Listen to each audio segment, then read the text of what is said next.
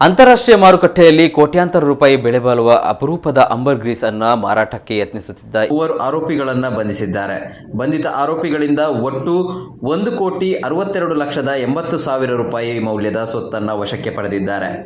ಶನಿವಾರ ಮಂಗಳೂರು ನಗರದ ಪಂಪ್ವೆಲ್ ಬಳಿಯ ಇಂಡಿಯಾನಾ ಆಸ್ಪತ್ರೆಯ ಹತ್ತಿರ 4 ಜನ ವ್ಯಕ್ತಿಗಳು ಸ್ವಿಫ್ಟ್ ಕಾರಿನಲ್ಲಿ ತಿಮಿಂಗಲದ ವಾಂತಿ ಎಂಬ ಬೆಲೆಬಾಳುವ ವನ್ಯಜೀವಿ ಉತ್ಪನ್ನವನ್ನು ಗಿರಾಕಿಗಳಿಗೆ ಮಾರಾಟ ಮಾಡಲು ಪ್ರಯತ್ನಿಸುತ್ತಿದ್ದಾರೆ ಎಂಬುದಾಗಿ ಬಂದ ಖಚಿತ ಮಾಹಿತಿ ಮೇರೆಗೆ ಸದ್ರಿ ಸ್ಥಳಕ್ಕೆ ದಾಳಿ ನಡೆಸಿದ ಮಂಗಳೂರು ಸಿಸಿಬಿ ಪೊಲೀಸರು 3 ಜನ ಆರೋಪಿಗಳನ್ನು ದಸ್ತಗಿರಿ ಮಾಡಿದ್ದು, ದಸ್ತಗಿರಿ ಮಾಡಿದ 3 ಆರೋಪಿತರಿಂದ ರೂಪಾಯಿ ಮೌಲ್ಯ 1.575 kg ತಿಮಿಂಗಲದ ವಾಂತಿ, ಕಾರು ಹಾಗೂ ಮೊಬೈಲ್ ಫೋನ್ಗಳು ಸೇರಿದಂತೆ ಒಟ್ಟು 1,62,80,000 ರೂಪಾಯಿಯ ಸೊತ್ತುಗಳನ್ನು ವಶಪಡಿಸಿಕೊಂಡಿರುತ್ತಾರೆ. ಮೂಲತಃ ಚಿಕ್ಕಮಗಳೂರಿನ, ಪ್ರಸ್ತುತ ವಿಟ್ಲ ಮಂಗಿಲಪದವು ನಿವಾಸಿ ಪ್ಯಾರೇಜನ್ ಅಲಿಯಾಸ್ ಸೇಟು, ಬದ್ರುದ್ದೀನ್ ಅಲಿಯಾಸ್ ಬದ್ರು, ತಮಿಳುನಾಡಿನ ನಾಗಪಟ್ಟಣಂನ ರಾಜೇಶ್ ಬಂಧಿತ ಆರೋಪಿಗಳಾಗಿದ್ದಾರೆ.